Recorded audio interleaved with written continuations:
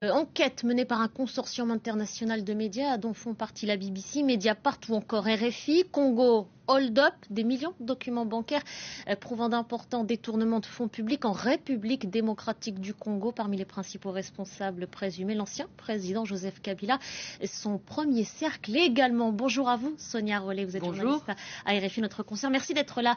Sonia, vous faites partie de ce consortium et vous êtes donc notamment au cœur de ces révélations. De quelle fuite parle-t-on ? Alors, on parle de plus de 3,5 millions de documents bancaires donc issus de la BGFI, donc ce groupe africain, et plus encore de transactions bancaires. Et ça veut dire qu'on parle de la plus grosse fuite de documents d'Afrique pour l'heure.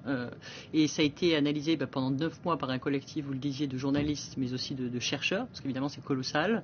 Combien de personnes à peu près on parle, Sonia ? On parle de 19 médias internationaux, donc c'est beaucoup, 5 organisations spécialisées dans les enquêtes économiques ou sur la RDC, la République démocratique du Congo. Et on a travaillé bien pendant 9 mois sur cette fuite de documents pour essayer d'identifier justement les responsables présumés de ces détournements. Alors ce qu'on a découvert notamment, c'est que la famille de Joseph Kabila et l'ancien chef d'État et certains associés ont perçu à travers donc une nébuleuse de société au moins 138 millions de dollars d'argent public. Nous nous intéressons évidemment à chacune de ces sociétés, chacune de ces affaires. Le premier volet, c'est par exemple sur une société qui est assez peu connue au Congo, les gens ignorent complètement ce que c'est, Sudoil, qui a quand même, avec toutes les sociétés qui se trouvent autour, reçu plus de 150 millions de dollars d'argent public. Donc on s'est intéressé sur pourquoi cet argent est arrivé, où est-ce qu'il est allé, qui sont les bénéficiaires.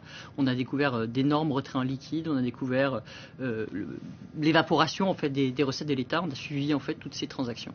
Vous avez donc vous avez mis en lumière la défaillance d'un système bancaire et de la complicité, en tout cas présumée, d'une banque en particulier. Pour remettre les choses dans leur contexte, on parle de détournement de richesse.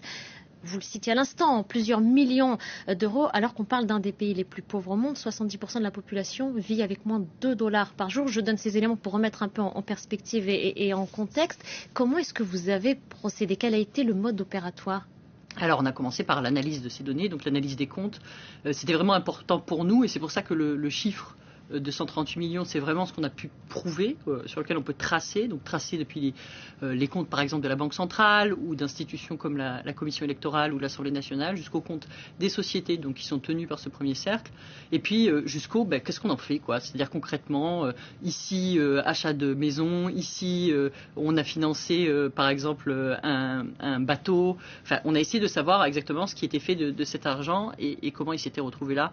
Évidemment on a envoyé des centaines de de lettres de confrontation, de demandes d'information à travers toute la République démocratique du Congo, mais également à l'extérieur du pays, puisque cette enquête nous emmène sur les 5 continents.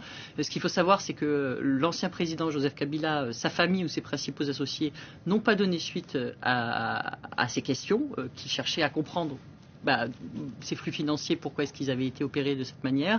Alors on a eu quand même beaucoup de réponses de beaucoup d'institutions, etc., mais pas les principaux responsables donc présumés de ces détournements. Qui réagiront peut-être une fois que ces révélations, justement, vous les aurez livrées publiquement. Il va y avoir justement d'autres révélations qui vont suivre en plusieurs étapes, je crois, Sonia ? Oui, ça va durer 15 jours. C'est énorme, c'est vraiment... On va détailler chacune des sociétés, notamment. Ça va nous emmener sur tous les continents, parce que vraiment, on assiste, il y a beaucoup d'hommes d'affaires aussi étrangers qui ont travaillé avec l'ancien chef de l'État Joseph Kabila, donc on s'est intéressé au cas de ses principaux hommes d'affaires. On va s'intéresser à différents cas d'institutions aussi pour essayer de comprendre des événements aussi sur lesquels il y a eu des détournements de fonds. Donc c'est vraiment un programme assez riche pendant 15 jours. Je pense qu'on va avoir une bonne idée en tout cas des différentes méthodes et techniques qui sont employées pour faire des détournements de fonds. Je pense que c'est vraiment historique en fait cette manière de documenter les choses où pour la première fois on va vraiment suivre pas à pas comment on s'est accaparé certains revenus de l'État et quelles techniques on a employées justement à travers ce système bancaire pour y arriver, parfois même à l'insu de certains acteurs. Merci beaucoup Sonia, merci pour tous ces éléments.